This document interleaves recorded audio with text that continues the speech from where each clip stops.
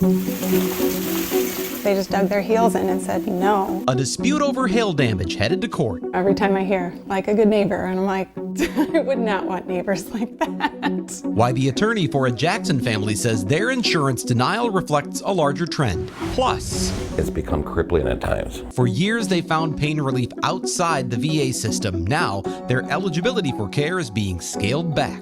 A lot of our veterans are ending up waiting in the ER at the VA because they're in so much pain. What's behind the changes and how they're impacting veterans?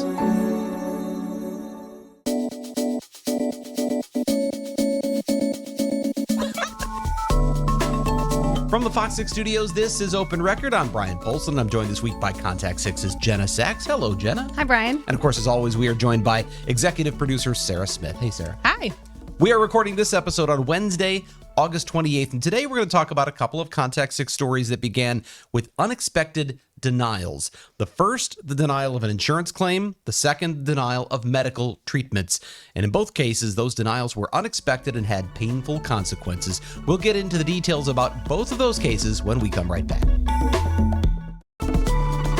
So you guys know one of the things I love about this podcast is we get to get into the details on stories we've done. You might say we get granular. Well, we're going to get granular today because on April 19th, 2023, severe thunderstorms rolled into Washington County. The storms brought heavy rain and in some places golf ball-sized hail. After the storm, a family in Jackson went outside to survey the damage to their roof, and they found a bunch of granules from their roof's shingles covering the ground. They thought getting their insurance to approve coverage for a new roof was going to be a sure thing. Jenna, I guess I'm wondering, first of all, why were they so confident that this damage they saw was definitely caused by this storm? Sure. So this family, the Mazias family, they had this storm pass through, and afterward they thought it looked like they could have hail damage. So the first thing they did is they brought out a contractor they trust to walk the roof and give them an opinion. And that contractor came down and said, yes, you do have hail damage, you should file a claim. And they trusted this contractor because they'd actually brought him out before, after a previous storm, and he'd walked the roof and come down and said, no, actually, you don't have hail damage. So they thought, all right, we can trust him on this. They had someone from State Farm come out. An adjuster walked the roof, came back down and said, yes, you do have hail damage. It's exactly what we'd expect after a 2-hour hailstorm. But it seemed good. It seemed like everything was going fine. The problem came when State Farm sent out a second adjuster who did not come to the same conclusion as the first. So when there's what you might think is damage or something where you may need to file a claim, is that what people should be doing? Is talking with contractors and insurance? I would say yes. I would say bring out multiple contractors to get their opinions. There's always the storm chasers who go around. I wouldn't go with the people who show up on your door. They might not be the most trustworthy, but if you bring out multiple contractors, you can get their opinion. And if there seems to be a general consensus about you having hail damage, I think that's a great place to start when working with insurance. You know, it's funny. I was thinking about this when I watched the story. I realized I don't know if I've ever looked at the details of my homeowner's insurance policy, and I don't know if I can tell you what the definition of hail damage is. I would expect it would be covered, but what is hail damage? Is that really what this kind of comes down to, is defining what actually constitutes hail damage? Or was it proving that whatever was going on with their roof happened because of this particular storm? Well, I think it's both. I think in their case, they're trying to prove that granular damage is hail damage. State Farm is coming to other conclusions about what may have caused the damage to their roof.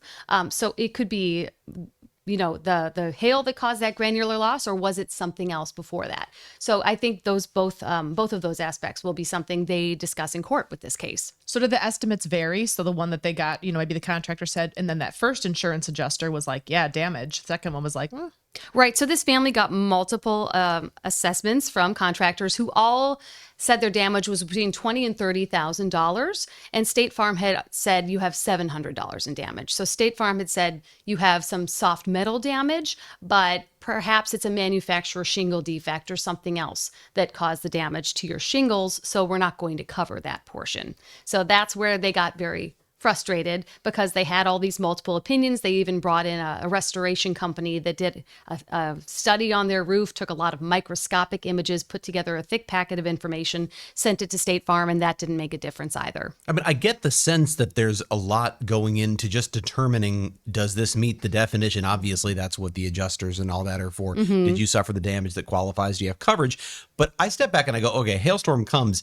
If it hits my car, I mean, I can look at the roof and see, are there dents in the Sure. roof? Yeah, right. Yeah. What does hail damage look like on the roof of a home with asphalt shingles? You talk about these granules. I guess I realize there's granules on top because if you'd slide right off the roof if you tried to step on that thing, and you didn't have that. But is that all in this case? Is it a matter of the only damage is to that layer of the sort of grains, and the question is, does that qualify? Is that what's going on here? I'm not exactly sure on the specifics of how to identify hail damage. In this case, I know when you look at the shingles, you can see in their pictures circles, little circle spots on the shingles, and that's what they're pointing at, saying, look, it looks like hail landed right there. But we have an attorney for them coming up in a little bit. I'm sure he's well-versed on the damage to their roof. Yeah, and We'll ask him he'll about have the that. expert opinion. I am wondering though, is it aesthetic? Is it just because it looks bad, or is there actually functional issues with having the grains disturbed like that?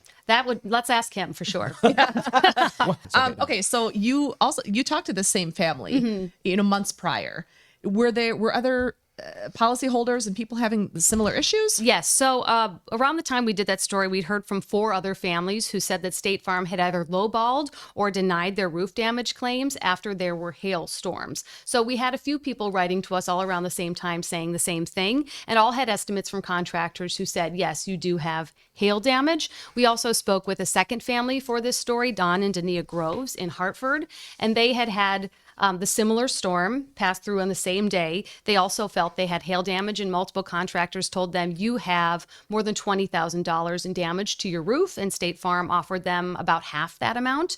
So they also are pursuing legal means as well. So, and there was something, I always think about this. We're never going to have State Farm sponsor this podcast. I imagine after the soundbite in the story, the first woman you interviewed had a line that did make me laugh. She said, you always hear, like a good neighbor, State Farm is there. She said, I wouldn't want a neighbor like that, or something to that effect. But is this an issue, this sort of controversy, this definition thing? Is this a specific issue with State Farm, or is this with insurance companies, all across the spectrum? Right. So that's something I think in particular with State Farm, their attorney is saying he's seeing it more often with State Farm. He says everybody does this to some extent, but State Farm does it the most often.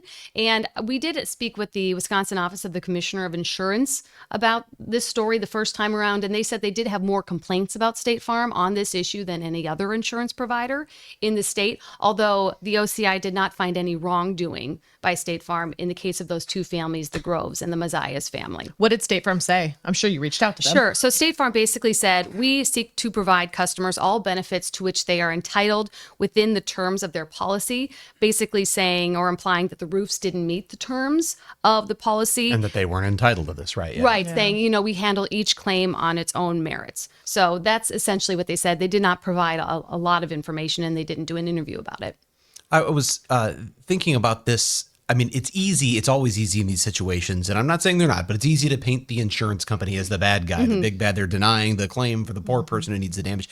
On the other hand, I do know that hail damage has been one of the things that insurance companies have pointed to as a big factor in the increases in rates for everyone. So is there another way of viewing this, that is, this is an insurance company that's trying hard to protect its bottom line so that rates can be held down for everybody else? Sure. And for that perspective, we spoke with the Insurance Information Institute, and it basically said that in 4 of the last 5 years, homeowners insurance has been unprofitable for insurance providers, which is one reason that premiums continue to rise. And they said, in particular, there's been a rise in catastrophic losses due to extreme weather. And they said Wisconsin actually ranked 6th in the nation for hail damage costs. And they said, insurers are facing a lot of rising costs for repairs and also new home building. And in general, we don't want insurers paying for things that people don't need, because that does affect everybody and drive premiums up. I think you made a mention of something about, is there maybe a manufacturer's responsibility in some of this? Is there some responsibility for those who make these shingles to be able to withstand some minor hail?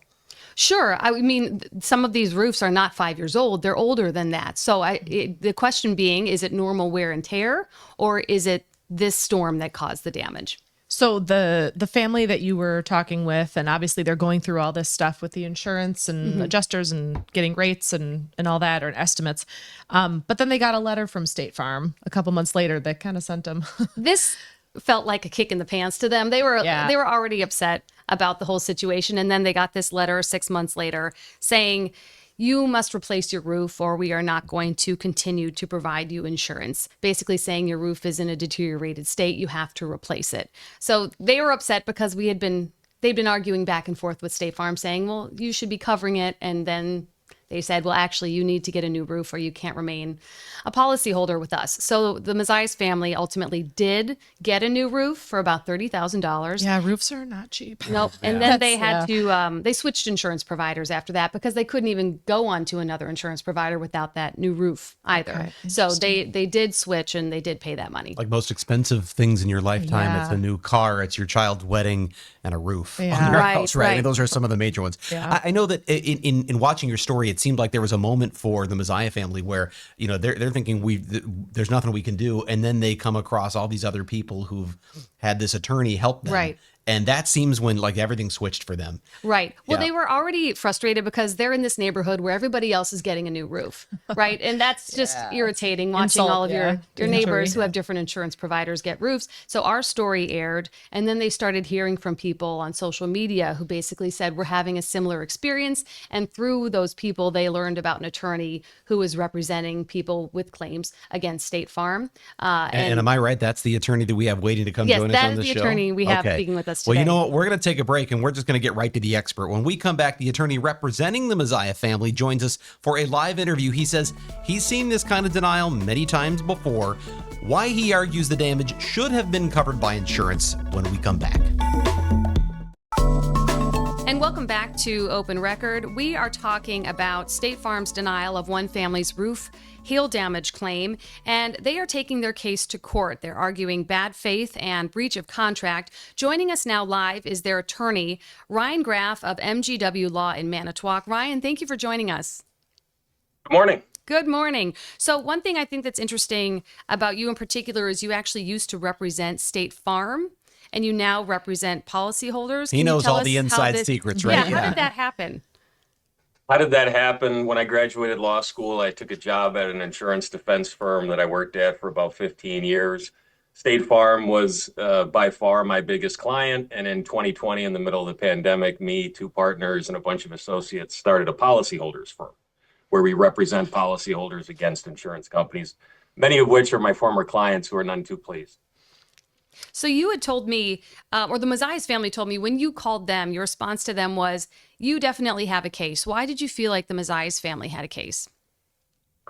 Because it's a trend that I see often with clients that call me who have State Farm, which is all of our neighbors have hail damage. The original State Farm adjuster came out, said we had hail damage. We have multiple contractors who say we have hail damage. And what I said to them in the initial call is, do you have granular loss? And is State Farm saying that's not covered? And when they said yes, I knew we had something there because, again, this is an issue for State Farm. Okay, They do it constantly. That's a whole new term to me in this story was granular loss. Help us, give us more of a little bit of a background. What is granular loss and why is that such an important thing here? Well, we're going to get granular. Your play on terms is funny, and actually your example with the car is spot on. So on the top of asphalt shingles are granulars, and those protect from the elements. That protects from snow, rain, primarily from UV. When hailstones impact those granulars, they get shed. And granulars get shed naturally over the course of a 20 or 30-year shingle, but there is no question, there's no dispute that a hailstone impacting, and not just any hailstone, it has to be a certain size, it has to be large enough, impacting that granular, where it's going to shed additional granulars. And what the manufacturers of the shingles have said, and frankly, what all engineers who I've deposed have said is, yes, that ages the roof prematurely, can result in premature deterioration. That's covered. Now, the position State Farm takes is that there has to be bruising and fracturing of the shingle mat underneath the granulars. The problem with that argument is you're not going to find that in the policy. The policy covers something much broader than that. The policy covers accidental direct physical loss. There is no question in my mind that a hailstone impacting a shingle and dislodging granulars is accidental. The insured had nothing to do with it. Direct physical loss. And so that's why it's covered by the insurance policy. And you said this has been a successful argument for you in court before? Correct. I mean, it gets to what State Farm, Brian, you brought up, was this just cosmetic? That's what State Farm argues, and most carriers argue in these cases where this is an issue. But again, the engineering and the manufacturers don't back that up. They say, no, this is greater than aesthetics. It can cause premature deterioration of the material. I feel like this is why I'm sorry to step on you, but I feel like this is why our insurance policies get longer and longer. Is you have a case or you have a series of cases where you go, well, it doesn't say that in there, and they go, well, next time it's going to say that in there, right? Here's my thought on that. You said you talked to the Commissioner of Insurance. The Commissioner of Insurance has to approve all forms. I have a suspicion, although it's just that, a suspicion, that if they've tried, they've been told, no, you can't have that language in the policy. Again, I don't know that they've tried. Accidental direct physical loss is what a homeowner's policy covers, and that's pretty uniform throughout the United States. Now, insurance companies do have cosmetic damage exclusions. We see a lot of cosmetic damage exclusions in Wisconsin for primarily metal roofs. They really haven't done it with the asphalt shingle roofs. So is this a policy thing? And I know you just kind of said a lot of them are like a sweeping, it's a lot of it is the same, but would different insurance companies have a more detailed policy that would include some of this granular stuff? Okay. No, again, various insurance companies use cosmetic damage exclusions to say we're not going to cover simply cosmetic damage to a metal roof. Metal roofs are very different. They're much more durable. They last a longer period of time. They don't have this granular issue protecting them. So again, a lot of policies, if you just have a bunch of marks like you do hail damage on a car, if there's a cosmetic damage exclusion, unless you can prove a change in function as a result of those dents, that cosmetic damage exclusion would exclude that. And I would say the individuals you're talking about on this podcast have no such exclusion. And Ryan, you kind of boiled it down to me saying there is a disconnect between State Farm's policy and what it says it will cover for hail damage to roofs and how it trains their staff to identify it. Is that kind of the crux of the argument?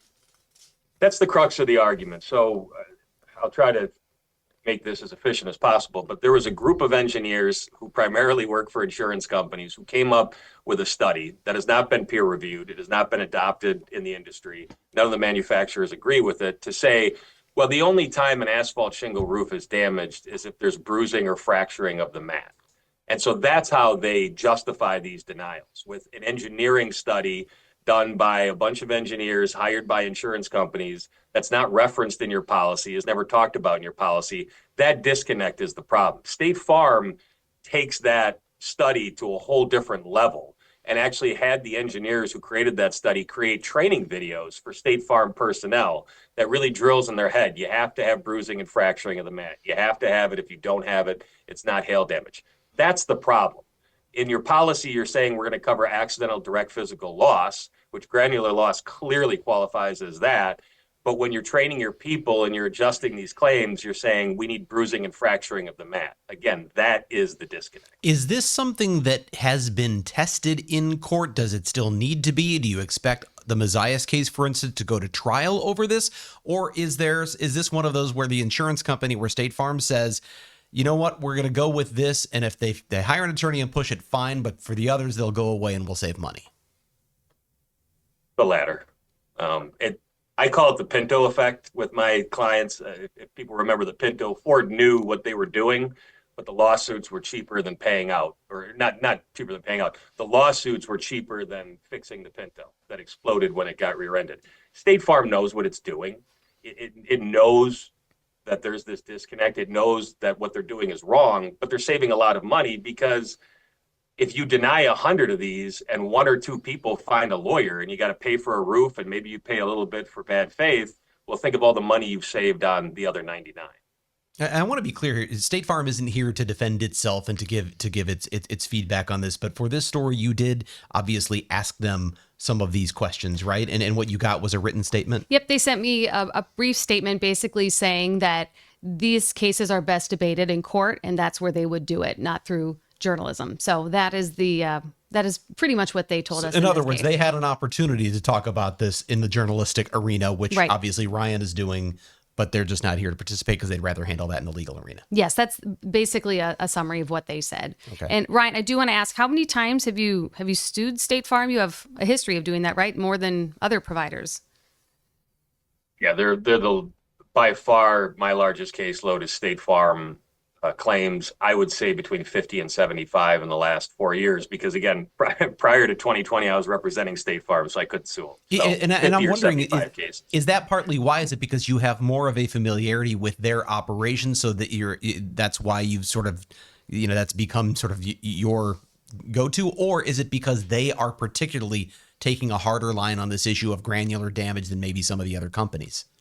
Or is it They something take else?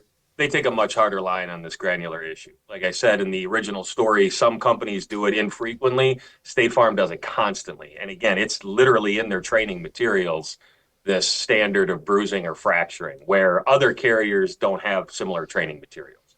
So a lot of insurance policies are obviously legalese talk. Is there anything, homeowners can do as they're looking at policies? We talk a lot about shopping around and getting estimates and trying to figure that out before you lock in on a policy or a company. Is there any other consumer advice that you can give as people are maybe looking to shop around, or should they be covering less, covering more? Yeah, I'm going to give you some more legalese to answer that question. Insurance contracts are called contracts of adhesion, which is it's a take it or leave it. You cannot really negotiate. State Farm is not going to pull out portions and add portions. A lot of these policies are very similar. What I tell my clients is talk to your friends, talk to your neighbors, see what kind of experience they've had with their insurance carriers. It's not very scientific. It's not very formulaic, but talk to your friends and neighbors. And then if you have hail damage, if a storm comes through and you believe you might have hail damage, from a legal standpoint, what is your first advice to someone with a homeowner's policy that should cover hail damage? What should they do right away? And maybe what are some things they shouldn't do?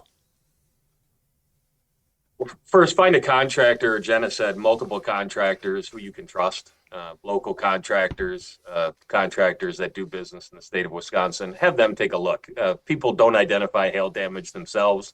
I have yet to have a client that got on their roof and said, oh, that's hail damage or that isn't. So that's the first step.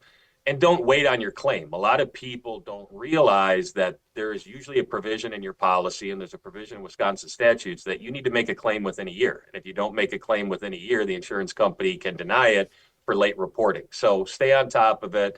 Document. Get as much in writing as you possibly can, because in the event you find yourself like the individuals in Jenna's story needing to go to court, you're going to want that documentation. You're going to want things in email. You're going to want letters. So don't just rely on phone conversations with the insurance company, because we don't want to dispute later on about what was said. So first thing is get somebody you trust on the roof, multiple people on the roof. That way you know if it's real or if it's not, and document everything, make that claim within a year. And I would tell people to be persistent. These insurance companies have many claims, especially after a catastrophic event. Be diligent, stay on top of them. There are rules and regulations regarding how promptly they have to respond to you. Hold them to that. INS 611 is kind of that standard. They have to respond within a certain period of time. They have to deny your claim within a certain period of time. Just know your rights and be diligent. Ryan, before we go, I know you're representing both the Groves family and the Mazias family. We spoke with the Mazias family mostly for this follow-up story. Can you give us the latest on their case and where you anticipate it going from here? So the Mazias family, State Farm has refused to give me a lot of the documentation that I've requested. Then they're going to fight that in court, whether I get that documentation or not. So that's where we are with that family. The Groves deposition was just taken, I believe, last week, and we're going to start depositions of the claims personnel in that case within the next 30 days. And that really is that's kind of the crux or the most important part of the case is the depositions of those claims personnel and the contractors who found themselves on the roof to figure out, okay, what actually went on here.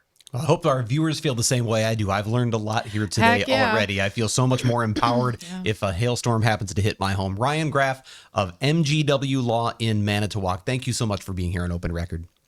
Thank you for your time. All right, and we will have a whole other story. We are going to talk about some people who are having their claims denied or their treatment denied through the VA and their VA benefits. We'll talk about that when we come right back.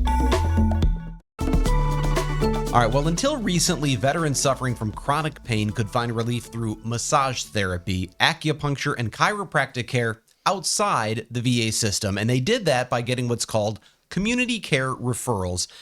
Now, eligibility for those referrals is being scaled back, leaving some without access to services they've really come to depend on. Jenna, how did they learn about these changes and how is it affecting them? So we learned about this through veterans who go to a clinic called Precision Healing and Wellness. It is in Brookfield and it provides acupuncture, massage therapy, and chiropractic care. And Precision got a letter dated April 5th, and it basically said that the Milwaukee VA had done an internal review of its community referral process for those kinds of services and identified some inconsistencies, meaning cases where the authorized care didn't meet the defined clinical criteria. So it said it was going to be implementing immediate measures to make sure its practices were consistent with the national guidelines and make sure the veterans are getting what they called clinically appropriate care and care that it said would best support health and well-being of veterans. And initially, everyone who saw this letter didn't quite know what it would mean for them, but yeah, because as you're reading that, I'm thinking, boy, we've got to do a lot of reading between the lines, deciphering the sort of almost legalese of it, right? Right, it is. So basically, it sounds like we were using criteria to determine whether you should get a referral for this community care, and now we're determining that we were not applying that criteria consistently to everyone. So some people are seeing their coverage or their referrals scaled back as a result. Basically saying, is this appropriate or not, or should you be getting some other kind of care or care within the VA system? Well, and you talked to a couple veterans, and I think for people like, I'll say the three of us, you know, we're not waking up every day with this chronic pain. So kind of describe how they talk to you about what they're dealing with on a day-to-day basis and how some of these this help and these services are helping them basically function every day. Yeah, so we spoke with a couple veterans for this story, and they don't have your run-of-the-mill muscle pain. These are chronic, painful conditions that affect their... Yeah, this isn't like degenerative. waking up and my back kind of hurts because I slept wrong. Right. So one of the people we spoke with was Bob Winsek. He served in the Marines for 5 years in the 90s, and he has a degenerative spine issue that causes him pain throughout the day. So he can't stand for more than 5 to 10 minutes. He says if he's in the grocery store and he's in a line, he has to stretch. Sometimes he has to get down on the floor, like his back cracking in front of everybody, and stretch out because he's in so much pain. And he does use patches and creams, and he takes some medication, but he doesn't want to take a lot of medication. He prefers a more holistic approach. He says he has to take, heart meds and stuff, and he doesn't like how they all interact with each other. And for those, by the way, who are listening to this or watching and haven't seen the story, he's a guy who looks like he's really fit. Yeah. Obviously, he's veteran. He still looks like he's in great shape, but yet he's dealing with this constant pain. Yeah, he says it's become crippling since his care was scaled back. So he used to go in weekly to Precision for acupuncture and massage therapy, and he said it gave him 1 to 3 days a week of relief, which is better than no relief, which is what he says he has now. He says he's constantly in pain, and he says, this was basically yanked out from underneath me. I found something that worked for me, and now it's been taken away. So he was frustrated about that. And we also spoke with another gentleman, Ted Lucier, who has a nervous system issue that confines him to a wheelchair. He also served in the Marine Corps, late 80s, early 90s, operating heavy machinery. And during that time, he says, he lost 3 inches of height because of the bumping of the machinery. Wow. Oh my he gosh. says he broke his back at one point. He broke his shoulder. So some of that pain is probably related to his time in service. And he says he does have a lot of tremors from this nervous system issue in his hands and his legs, and going to Precision every week helped with that. And both of them have had their coverage scaled back to the point where they don't have any left this year. Well, and one of the things that Bob talked about was that he prefers that holistic approach. Right. And so instead of going to a doctor and saying, just write me a prescription, what Right. are some of his concerns that, as this care gets scaled back and referrals aren't happening as frequent as they were in the past? What is his concern? He said he was concerned for other veterans. He repeated that over and over again. It's not about me, it's about all the veterans. And this is a vulnerable population when it comes to drugs and alcohol.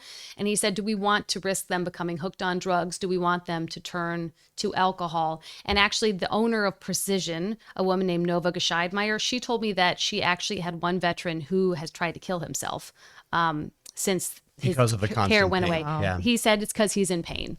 So, What really stood out to me is, well, first of all, let me backtrack for one. There's one thing that I wondered in watching this, and it may be completely irrelevant. Do we know if the pain issues, the degenerative issues, you did mention the one gentleman who was operating heavy machinery, so that may have a direct connection.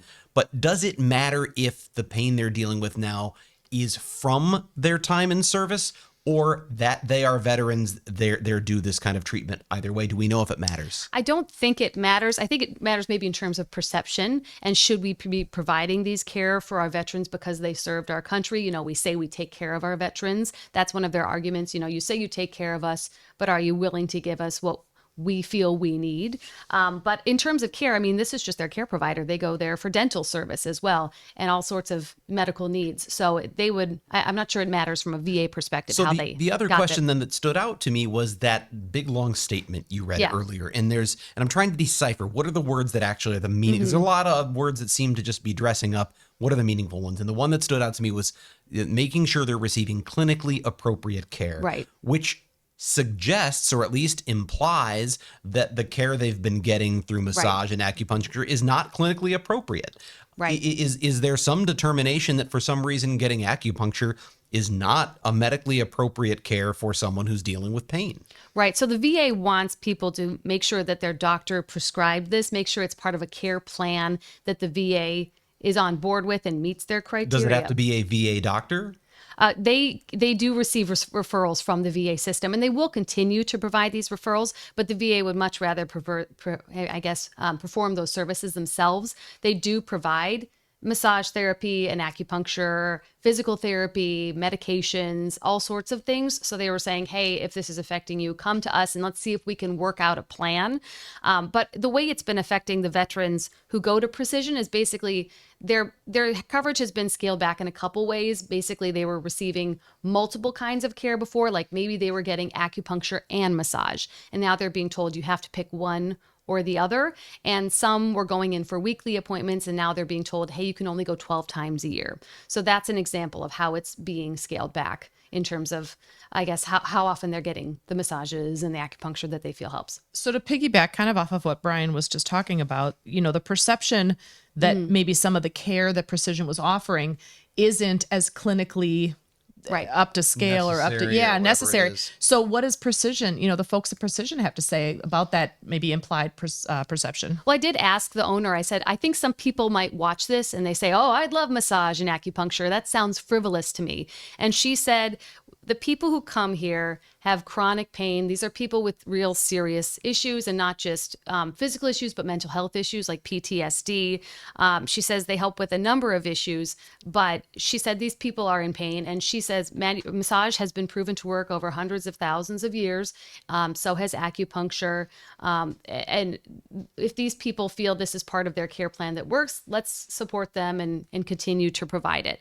And she says one thing that is really hard to respond to now are what she called flare-ups. When the issue just unexpectedly becomes worse. And she said it's harder to help these veterans now because their referrals are more limited. And a lot of times she's hearing about people saying, I had to go to the ER to get help. And she said, I feel like I could have prevented that ER visit. Well, you mentioned that the VA provides some of these services. They provide massage and acupuncture and other things. Is there a reason that the people who are going to Precision can't go straight to the VA? Is it harder? Are the waits longer? Is there something about that makes for them Precision? Is it just more convenient? Yeah. What are the reasons that for them Precision is the place to go? From the ones I had spoken with, it sounded like they went to the VA, but they just weren't getting the same services that they wanted. I think they were being told you can try this alternate thing. You could try physical therapy. You could try another one of the suggestions on our list of care practices. So they felt the care was superior that they're getting at Precision. Yes. And they wanted to keep going there. And they had been. They were being paid, or that was being paid for, and now this is being cut back. Right. It sounded like this is something that kind of took place mostly during the pandemic. Maybe they were doing more referrals at that point. The VA didn't elaborate, but they said since the pandemic, we had been applying these criteria for referrals on an inconsistent basis, and we had to stop that. What is, you ended up writing to Senators Tammy Baldwin and Ron Johnson. What are their roles in all of this? Right. So they obviously have relationships with the VA, and they have a lot to do with funding. And we wrote to both of them. Senator Johnson's office did not respond. Senator Baldwin's office had sent someone to Precision to speak with veterans and learn more. And they did send a formal letter to the VA asking a lot of questions, and the VA did respond. It sent Baldwin's office a lot of the same information that they sent us, but it also said, these recent changes align with the best interest of the veterans we serve, and basically saying, veterans can still get these community care referrals, but we would prefer they come to the VA, come to us, talk about your options, and see if we can figure something out. If I'm hearing this and trying to kind of boil it down, it sounds like the VA is saying we were doing a lot of this during the pandemic, and we were maybe a little more relaxed on how we were, approving what we were approving. Now we're looking at this. Budgets are a real thing. The pandemic's over. We'd like to come to us first. And then if you have a doctor with a care plan who says this referral is necessary, okay, but let's scale it back and kind of work from the inside out. Does that sound about right? Am I? Yeah, we do have to read between the lines a little bit. I will say the veterans we spoke with felt very strongly that the budget has something to do with this, because it has been reported pretty widely that the VA is facing something like a $15 billion budget shortfall. So they're looking for places to tighten up. The VA said no. When I asked them directly about the budget. They said this was not a budget issue at all. They said this was not a budget issue. So maybe not, but the VA is maintaining that it's not related to the budget, but there are certainly budget issues. I'm an investigative reporter. I think it's always about the budget. It's always about following the money, but that's just my take. That's a little aside there. But they're saying that this isn't a budget-driven issue. This is just we weren't following our own guidelines very well. Right, saying there's national guidelines and we need to follow them. So what are the veterans that you talked with, Bob and Ted, what are their next steps? Literally. It's hard because they are in pain. One thing, talking with Ted in particular, the gentleman in the wheelchair, he lives in a nursing home, and he was hoping to get out of his nursing home. He says, I'm the youngest guy there. I'm 54 years old, and I wanted to get out. I felt like I was getting closer to being able to leave the nursing home, and now he feels like he's taken steps backward, and he's actually not doing as well as before. And the other gentleman, he's got patches, he's got all sorts of creams he uses, he takes medications as well, but they just liked the care they were getting. It comes down to the fact that they were getting care that they felt was working for them, and now they're not getting it anymore. We certainly hope they find whatever it is they need, because we know that kind of degenerative, debilitating pain can really make life difficult to bear. And these are people who served our country and served us. Well, I think we're going to take a break, and when we come back, it is time for us to go off the record. And it's time for us to go off the record. This is the part of the podcast where we get a little more casual and have a little fun by answering a question for which we have not prepared. What I find so interesting is I say we have a little fun, but whenever there's a guest that comes in, now Jen has done these before, but we bring somebody in, you're always like, are you scared? Wait a second. I like it because they like always, fun. Yeah, they seem nervous. We go to by break this. and they're like, oh, off the record is next. Oh no. I've never asked a real stumper. No. I try not to Who did you vote for? What is the thing? What the most religion are embarrassing you? thing Right. you did when you were 12 years old? Whatever. What's your life's biggest regret? Yeah. Coming on this podcast. Okay. Okay. So I saw this and it made me laugh, because then it kind of got me spiraling into other issues with driving. This is a would you rather question. If you had to choose between parallel parking an 18-wheeler in Times Square once, or losing all your phone contacts each week, so you have to input them again, which would you pick? Oh, that's easy. I'll park the 18 I'd wheeler. try. That sounds like a fun challenge, actually. Okay. I don't. So Are you good at parallel parking in general? Yes. Okay. Yeah. It's an issue of confidence. Okay. I feel like, do you know what helps is I do have one of those rear cameras. The backup camera that- does the help rear quite a bit. camera That does helps a help. lot. Yes. And I'm better on some sides of the street compared to the other. Like in Chicago, you can Fair. park on Oh, both yeah, sides. yeah. And yeah, but my husband would say I'm not the best at it, but I feel pressure if people are watching me. Like if I'm parking next to a cafe or something and everybody's watching me parallel park, I'm going to do it poorly. I feel so much confidence in my parallel parking ability that I'll see spaces and I'm like, I can get in there. Yeah, Yeah. it's like a And- challenge, right? And I'm like, and my goal in life is to get into a space where in the end I have about 2 inches on each end. And I'm like, that's right. Now, Like there a are glove. times I give up. Yeah, I'm like, okay, that's that fair, was, yeah. I had, you know, I But more have you confidence parallel than I should parked have. a trailer? Have you? Actually, yes, I just did because I had my trailer 'cause with your me to drop daughter- my daughter yeah. off at UWM, and I had to go get command strips to hang some stuff on the wall. And we went to Downer Hardware, south Yeah. of UWM, and there wasn't a lot of parking. I had to parallel park the trailer, and I got it. Now I had enough space that it wasn't actually that hard. No one else was on the street. No, there's a few car lengths, and I had 2 worth to get in there, so I had some room to play with. but Okay. Kale, that I doesn't- feel The like good you would have done that. You'd be in a big old semi, right? And for most part, they don't really care, who's around them anyway. So like, I'm just coming. So you guys are going to have to wait. Barely over. I feel like there'd be just a little bit of power for once in my life, and having that beep sound be for me. Yeah.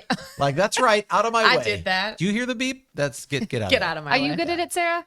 I mean, not to like toot my own horn, but yes, I will say that it does not scare me. I will not. Right. I will not go around the block and find a spot that's easier to pull into. I do have friends though who I don't trust to parallel park with. I would rather just get out of the car and let them figure it out. But I don't feel like I'm that bad, but sometimes before I had the camera on my car, I feel like my depth perception wasn't. I always felt like it was so tight, and there was more and there's room. way more space. How do you feel if you are trying to get in there and you're like, I'm going really, really slow, so it's not going to do any damage. But if you just have No. that little tap, No. Oh no, that no, little tap, I- no, you never know Little who's tap on the nearby. other car? huh? Yeah, but not on purpose. But like if you're just Well, kind of doing no it, and kidding. there's just Not that little on light. purpose. Well, okay. All right. Well, do you guys ever Well, you have? said the it like you gas. judged me for even the possibility. Yes. But Well, if- yeah. if that Yes. How many cars are you going around That's what just I'm little saying. tapping? Little tap. I did. I didn't say it How many happens taps? Leave a little frequently, paint but I'm here, saying leave a little I'm paint asking. there.